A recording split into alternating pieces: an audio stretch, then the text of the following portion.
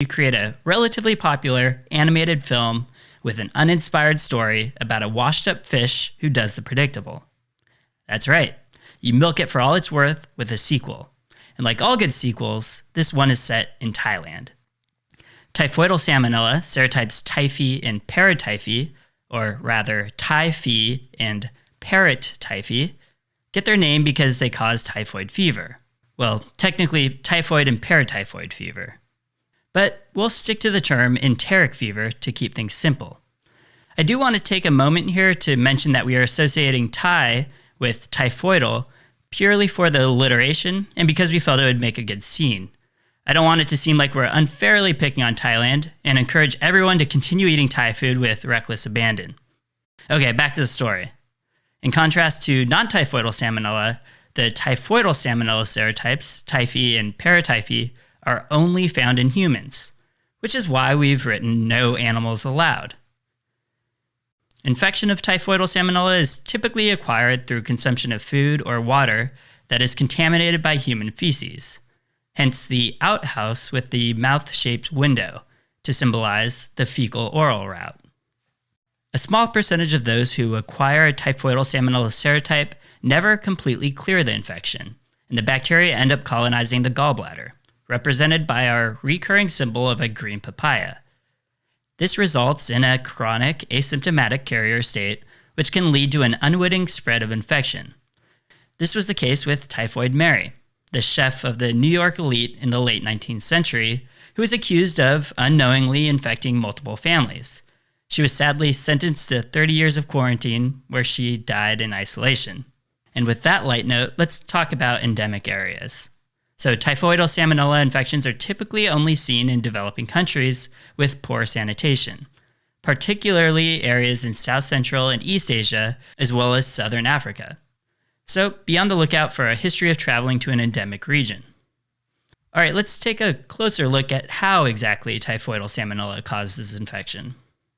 Like invasive non-typhoidal salmonella, in order to cause systemic illness, typhoidal salmonella crosses the intestinal barrier by penetrating enterocytes and M cells.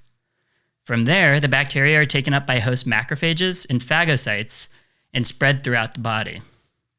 Salmonella bacteria aren't so easy to fight off. Their capsules have a special polysaccharide antigen called the VI, or virulence capsular antigen, that resists the host's defenses. This EMT here represents the neutrophil, because, the first responders of the immune system. And he's kind of out of commission from this intoxicating violet punch. Violet for VI capsular antigen. The VI antigen specifically tamps down the neutrophil immune response in 3 ways. First, it inhibits neutrophil chemotaxis. Second, it interferes with the complement-dependent opsonization. And third, it prevents the final killer oxidative burst. Monocytes also come to fight off the typhoidal salmonella bacteria, which at Sketchy we represent with these big macro cages. And you would see these signs of monocytic immune response in places that harbor lots of typhoidal salmonella bacteria, such as pear patches. We've also drawn parrots in these cages to remind you again that typhoidal salmonella are facultative intracellular within macrophages, where they evade the host's immune response and proliferate extensively. From there, the bacteria can invade the bloodstream, then spread to the lymphatics, reticuloendothelial system, and other organs such as bone marrow, causing the disease known as enteric fever. So what happens in enteric fever? Well, with fever in the name, obviously, it causes fever. Classically, the fever gradually rises in a stepwise manner to a high plateau. Stepwise fever is hence an important buzzword for typhoidal salmonella infection. And you'll remember that by these glowing lanterns soaring over the tall, step-like rocks. Fever is often accompanied by relative bradycardia, or pulse temperature dissociation, depicted by the diver's heart watch that's falling into the water. So what I mean by this is that normally your heart rate increases in response to infection, typically about 10 beats per minute for every 1 degree elevation over your temperature. But this doesn't hold true in enteric fever. And the heart rate is actually lower than you would expect, hence the term relative bradycardia, and it's also known as pulse temperature dissociation. So about a week after infection, red macules, referred to as rose spots, may develop on the trunk and abdomen. We've drawn in some red algae on the diver and the boat to remind you of these rose spots, which are actually seen in a minority of cases, but they're definitely a useful clue if given to you in the question stem. And our divers got some pain lines too, to remind you that it causes abdominal pain. If left untreated, the most severe complications of enteric fever develop in the 3rd week of illness. This includes hepatosplenomegaly, intestinal bleeding, and if things get really bad, perforation, peritonitis, and sepsis. And then one last thing to know about clinical findings of typhoid fever, the CBC will actually show anemia and leukopenia. However, late leukocytosis in a patient with severe acute abdominal pain can clue you into a possible perforation. This patient, of course, would be very sick, and it would be a real surgical emergency. All right, time to talk treatment. Enteric fever requires prompt treatment with antibiotics, typically a fluoroquinolone, hence our recurring field of flowers here. However, specifically in South Asia, fluoroquinolone resistance is a big problem, so azithromycin or a 3rd-generation cephalosporin like ceftriaxone should be used instead. All right, the very last thing to cover is the vaccine. And currently there are 3 available.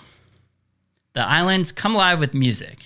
This live entertainment should remind you that one vaccine is actually comprised of a weakened form of the live bacteria, and this vaccine is given orally. The other option is an injectable version that contains the VI capsular polysaccharide, that same VI antigen we talked about earlier, and we're depicting that here by this kid enjoying a cool glass of refreshing violet punch. Finally, see this rhesus monkey representing Rhesus sardonicus? Well, we've brought him back from our tetanus sketch to remind you that a 3rd vaccine option is actually a tetanus toxoid conjugate. That means it's a typhoidal VI antigen linked to the tetanus toxoid protein. The tetanus toxoid protein induces a strong immune response, which also then recognizes the VI antigen to provide stronger and longer-lasting protection against enteric fever. Okay, so we've covered a lot in this Salmonella 2-parter. Remember, both typhoidal and non-typhoidal Salmonella have many things in common. The major differences are their epidemiology and the diseases that they cause. Non-typhoidal is associated with animals, while typhoidal is a human-only disease. Non-typhoidal causes self-limiting gastroenteritis, but can go systemic in some at-risk patients. In contrast, enteric fever is a systemic illness with 3 predictable phases of development. Finally, we can control non-typhoidal by good industrial practices, but we can prevent typhoidal Salmonella infection in individuals who travel with a vaccine. And that's it for Salmonella. As for Samo, well, we'd love to tell you that he lived out his days in the warm waters of Thailand, but the truth is he was caught in a trolling net shortly after filming this episode and was sold as store-branded cat food at a grocery store in Cleveland.